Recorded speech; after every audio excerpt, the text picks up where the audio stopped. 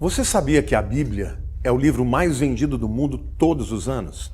Somente nos Estados Unidos, 50 Bíblias são vendidas a cada minuto. 72 mil Bíblias são vendidas a cada dia. 26 milhões de Bíblias são vendidas a cada ano. Comparando os 5 livros mais vendidos juntos em um ano só, venderam 12 milhões de cópias. Sem dúvida alguma, a Bíblia é o livro mais importante do mundo. Se você fosse apagar todas as referências da Bíblia nas obras de arte do mundo, nossas galerias de arte e nossas bibliotecas diminuiriam pela metade. Jesus disse: passarão os céus e a terra, mas as minhas palavras não passarão. Ainda que você viva num mundo caótico de guerras, de dores, de inseguranças, de dúvidas, a Bíblia é a resposta para todos os seus dilemas e anseios.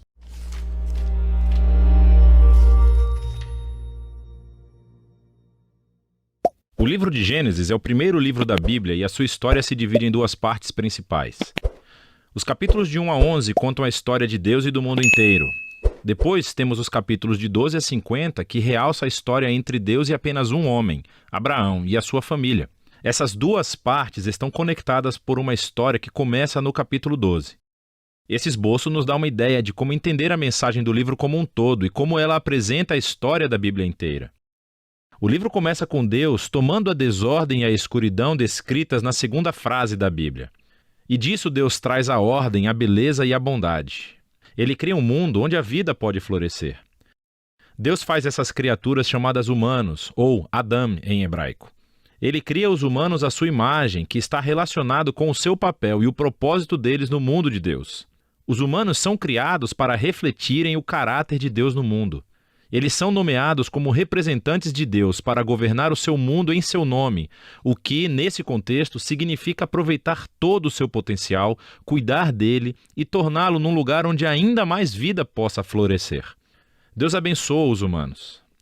Essa é uma palavra-chave nesse livro. Deus lhes dá um jardim, um lugar onde podem começar a construir esse novo mundo. A parte importante é que os humanos têm uma escolha sobre como vão construir esse mundo, representada pela árvore do conhecimento do bem e do mal. Até agora, Deus forneceu e definiu aquilo que é bom e o que não é.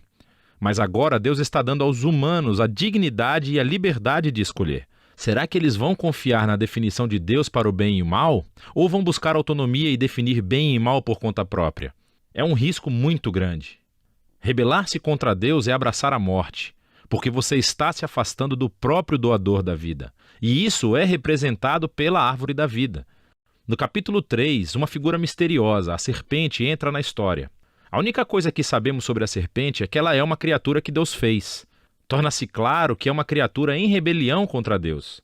Ela quer levar os humanos à rebelião e à morte. A serpente conta uma história diferente sobre a árvore e a escolha. Ela diz que buscar conhecimento sobre o bem e o mal não trará a morte, mas sim irá garantir a vida e se tornarão como Deus. Agora, isso é uma ironia trágica porque sabemos que os humanos já são como Deus. Foram feitos para refletir a imagem de Deus.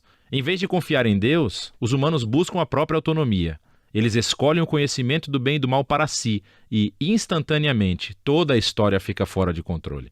A primeira perda acontece nas relações humanas. E, de repente, o homem e a mulher entendem o quão são vulneráveis. Eles não podem nem confiar um no outro. Eles fazem roupas e se escondem um do outro.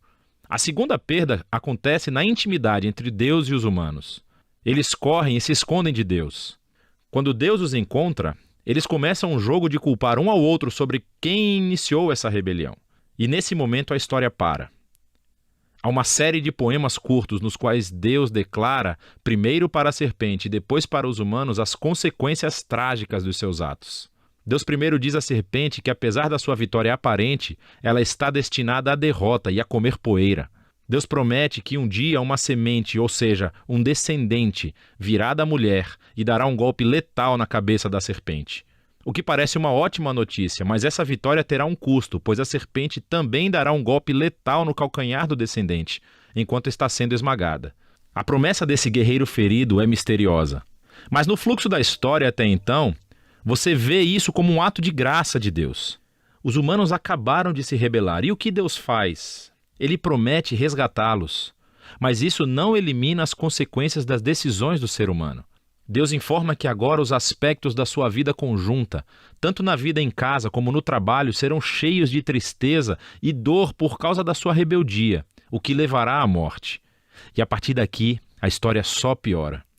Os capítulos 3 a 11 traçam o efeito crescente da rebelião e das relações humanas fraturadas em todos os níveis. Há uma história sobre dois irmãos, Caim e Abel. Caim tem tanta inveja do seu irmão que quer matá-lo. Deus adverte Caim que não caia na tentação, mas ele faz isso de qualquer maneira. Ele mata o seu irmão no campo. Caim então constrói uma cidade onde reinam a violência e a opressão. Tudo isso culmina na história de Lameque. Ele é o primeiro homem da Bíblia a ter mais de uma esposa. Ele as acumula como sua propriedade.